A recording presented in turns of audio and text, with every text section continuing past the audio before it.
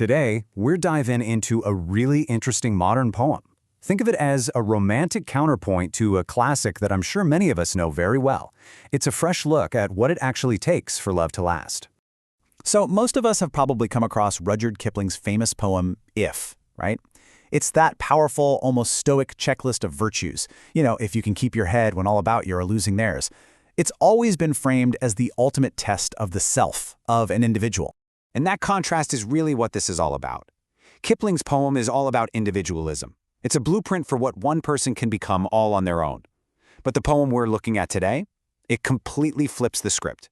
It shifts the focus from the self to the we. It's a blueprint for what two people can build together. Which, of course, brings us to the big question. If Kipling laid out the test for becoming a man, what's the test for a love that can actually go the distance? Well, that's exactly the question a poem called If You Can Love by Denis Martindale sets out to answer.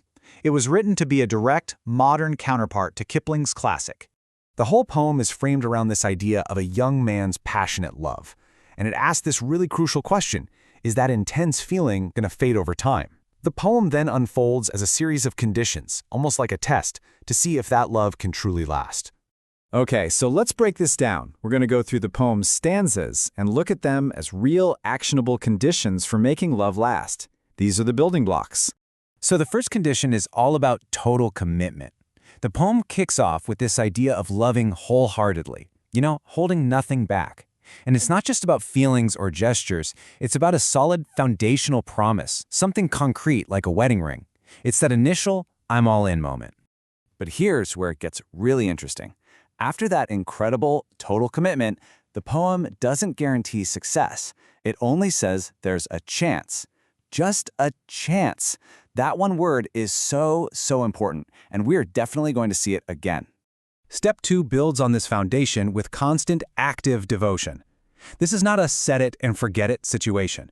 We're talking about loving with all your might, day and night, holding your partner in the highest regard, and being the person who's there to provide comfort and wipe away tears. This is the daily grind of love. And yet, even after all that constant work, what do we get? Yep, still just a chance. The poem is creating this rhythm, this pattern, basically telling us that even a massive commitment and daily effort aren't quite enough to lock in forever. All right, the third condition brings in sacrifice and, maybe more importantly, conscious appreciation.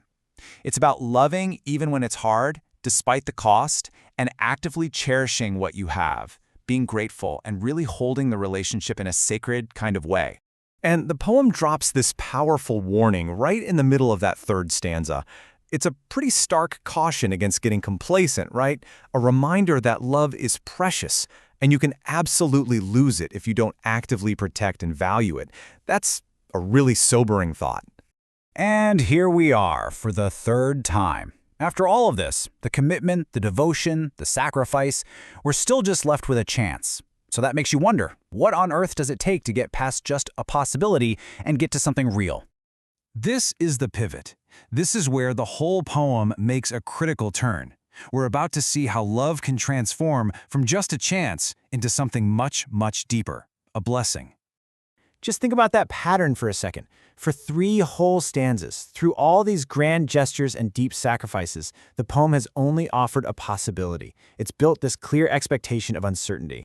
So what's the secret ingredient? What is the one thing that can take all that hard foundational work and finally turn it from a probability into a certainty?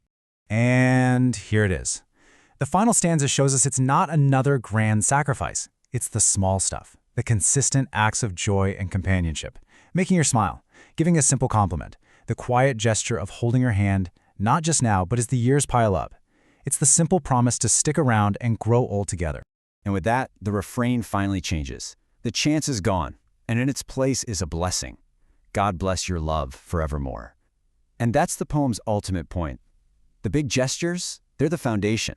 But it's the small, daily acts of kindness that make that house a home, forever.